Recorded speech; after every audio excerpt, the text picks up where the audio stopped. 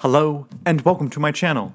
My name is Jonathan Cohn, and today I have my book review of the book Star Wars Heir to the Empire, the first book in the Thrawn Trilogy, and really one of the first books in the entire expanded universe for Star Wars. I should preface this by saying that I am reading this book, rereading it now, because of the Ahsoka show. And I don't know when this video will release, whether it's in the middle of the Ahsoka show or right beforehand. But I'm reading this around July, turning into August, because I wanted to read the trilogy again to try to kind of refresh myself on it and to be able to spot any connections in the Ahsoka series. I did do a video called, Are You Excited for Ahsoka? Read These Books, and this was the trilogy that I mentioned first and foremost on the list, because I do believe that while Dave Filoni will not adapt this trilogy specifically, I do believe that he will take elements from it, which is why I wanted to refresh my memory on it. And so I decided to reread it, but I also want to talk about my first experience reading this book, because I was just starting to get into books in late 2015 and early 2016. I'd read some Star Wars books. I'd read a dozen or so, but I was just picking up whatever was at my bookstore and whatever covers grabbed me. Things like Lords of the Sith, Kenobi, A New Dawn, books that stood out to me as a more casual fan. I mean, I was a big fan of the movies and the shows, but I wasn't like steeped in the expanded universe or steeped in the canon or anything. And then I was watching the Rebels panel live when it happened, and I saw when the crowd flipped out for this character named Thrawn, who I'd never heard of before, but apparently was a big deal. And then I heard that this author named Timothy Zahn was coming back to write more books. And so that afternoon, I actually had a shift at my work. I was in high school, but I was working in high school, and I had a shift at my work that afternoon. And I, between finishing the panel and going to work, I went to the bookstore, and I bought like 10 Star Wars books. Specifically, I bought the Heir to the Empire trilogy. And I love this cover, by the way. And I read it and devoured it, and I loved it. And ironically, I read this trilogy over the course of band camp when I was in high school, and now I'm a teacher at a school, and I'm helping out with band camp as I'm rereading this trilogy. So I just find it very ironic. This book with this cover, it just captures the imagination. You have the original 3 characters. You have Sabaoth on there. You have Thrawn on there. You have stormtroopers. It's just a dynamic cover, and even though it feels a little cheesy, it works for me. I think it's beautiful. In fact, I love this book and this cover so much that one time at a used bookstore, I found a hardcover version of Heir to the Empire, and you can tell it's faded, it's bubbling in places, this is unfortunately dusty, things like that, a little bit torn in a few places. But this is a hardcover, and I have yet to figure out if it is actually a first edition or not. Regardless, it's probably not worth what it actually should be because of how damaged it is. But still, I found it and was like, you know what, I'm going to pick it up because it's Heir to the Empire. And so I really love this book. And I'll talk towards the beginning of this, more my general thoughts on it, and then I might have a few spoilery thoughts. But it's been a while. If you're a Star Wars fan and you're reading books, you probably have read this. But if you haven't, I'll just say, be forewarned, I might jump into spoilers later on in the video. I'll see how it goes. But to begin with, this is a book that came out when there weren't any Star Wars projects coming out. The movies had finished in '83, not much coming out, and then all of a sudden, Lou Aronica over at Bantam Books said, I want to publish a trilogy of Star Wars books in hardcover, and if you don't let me do it, I'll quit.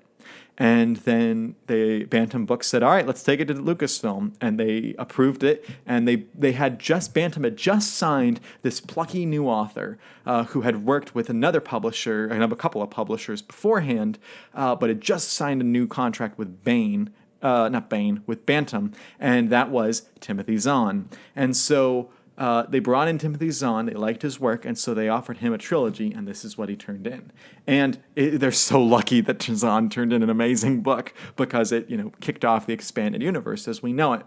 And this book does some things really impressively. This book feels like the original trilogy. This is more than any other Star Wars books I think I've ever read.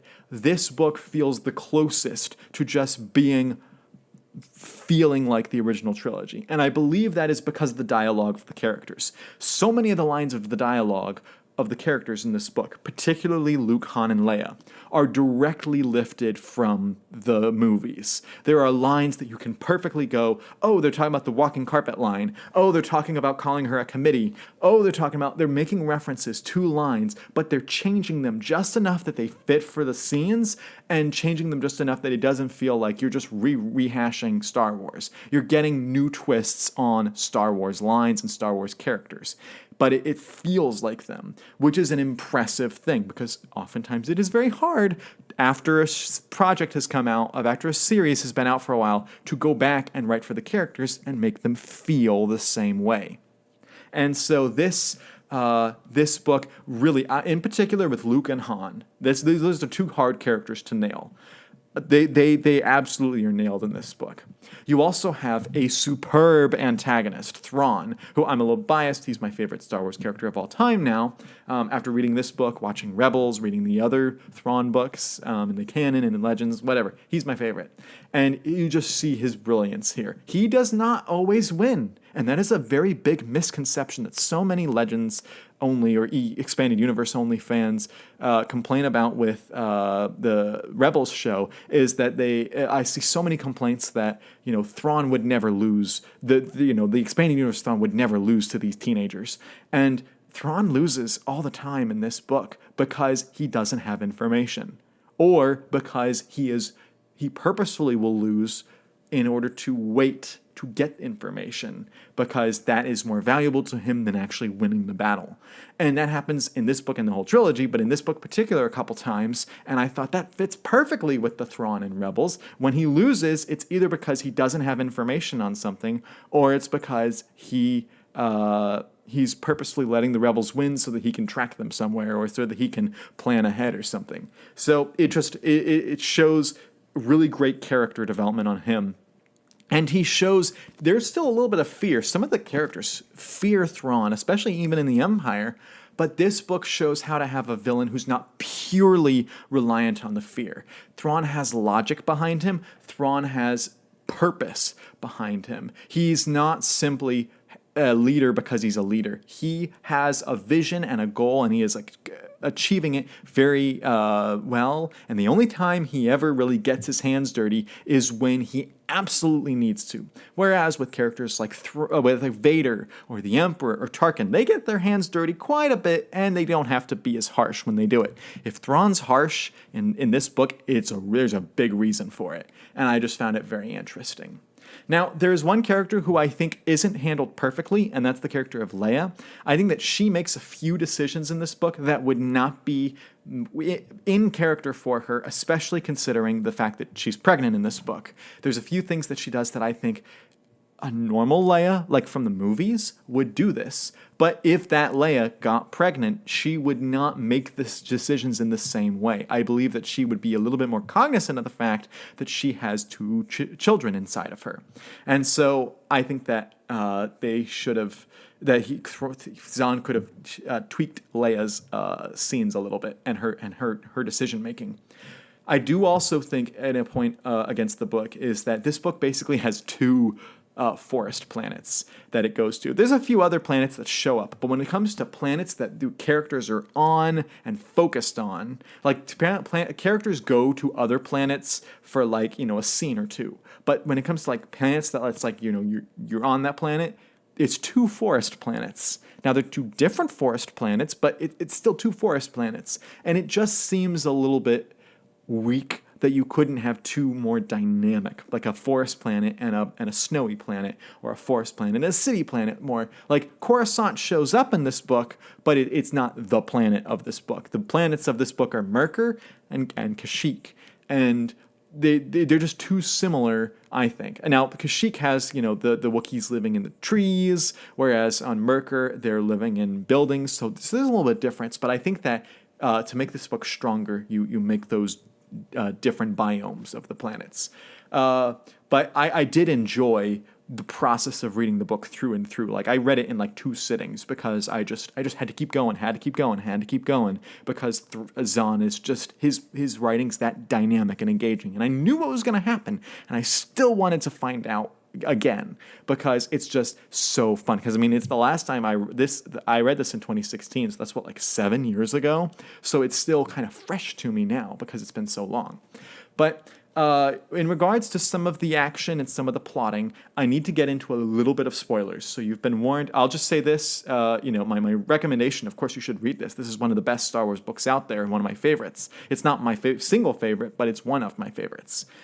So I'll say that. So if you have already read the book, stay with me. If not, you're warned about spoilers.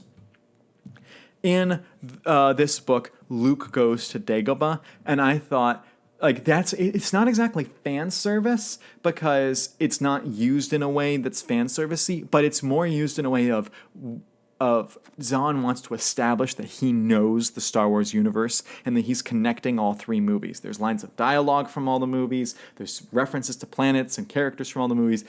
The way he does that is also have planets from the movies. And Luke goes to Dagobah. And that was a scene that I was like, you did not have to make it Dagobah. You shouldn't have just relied on... And he goes there for 1 chapter. He goes there, gets something, and leaves. And I would have either, if you're going to Dagobah, really explore Dagobah in that sequence, or make it an entirely new planet or something different. But to just go to Dagobah again for 1 chapter that's like basically go in and go out, it just felt kind of unoriginal in that aspect. So that's one of the few complaints I have of the book.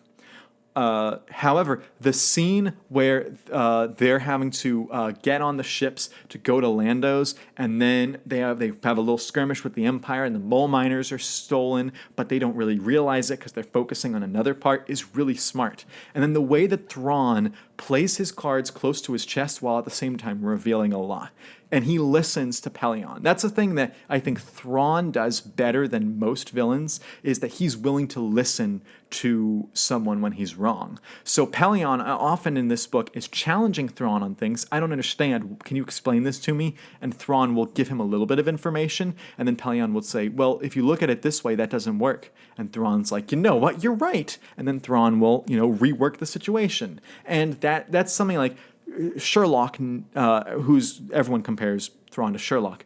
Sherlock never is like encouraging Watson to be better. He's like, what do you think? You got some stuff, but you're wrong about a lot of it. He never really listens and tries to change his perspective because Watson provides something else. Like he mostly uses Watson as like backup, as like a reinforce this idea for me. And Thrawn is willing to learn from Pellaeon, and reversely is willing to teach Pellaeon, which is why Pellaeon is such an interesting character as well, because he's willing to learn and challenge Thrawn, but in a respectful fashion. Pellaeon knows this is the best we're gonna get when it comes to an Imperial leader. We better not, get on his bad side or something. So every time Thrawn was making tactical decisions, I thought it was great. And at the end of the book, when there's some sequences where they reference the Sparty cylinders. And if you've read the 3rd book in the trilogy, and really even the end of the 2nd book, you know what the Sparty cylinders have. And they are referenced enough that they're important, but you don't know why. And it creates this mystery because he has not properly explained it yet, but he's laid the clues.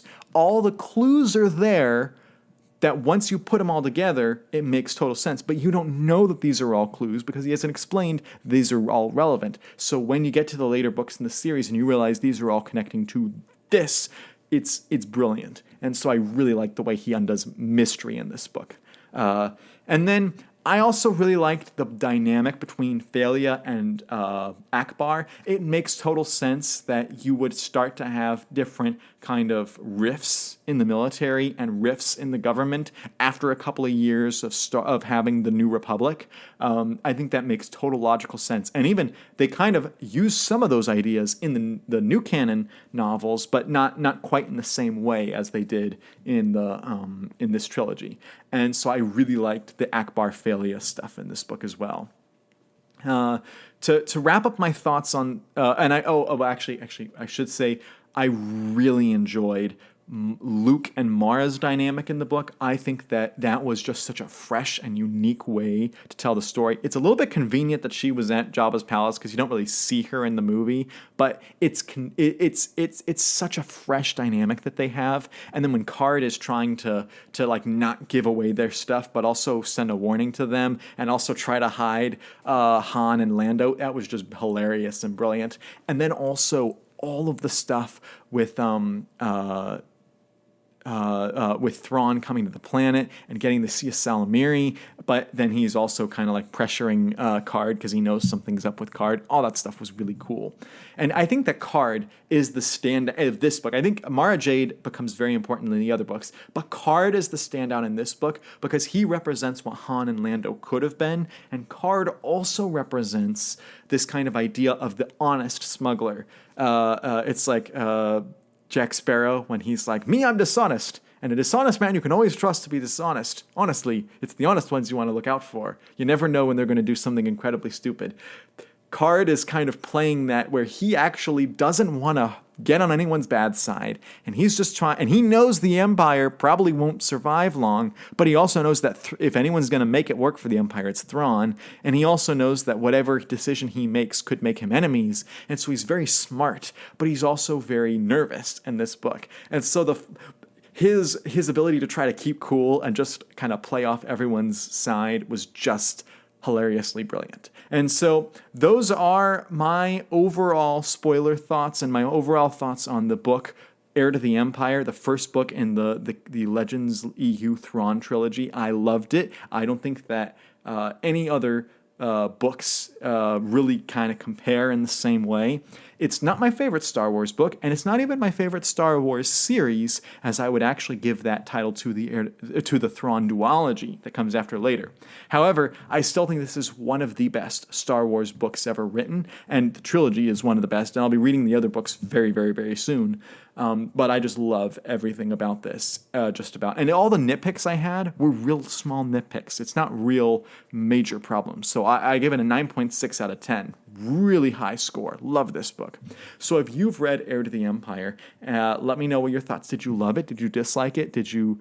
If you disliked it, I know a few people who didn't love it, but most people I know love it. I really did. So let me know all your thoughts in the comments section down below. Please subscribe because I've got lots of Star Wars book videos and just book videos in general for you.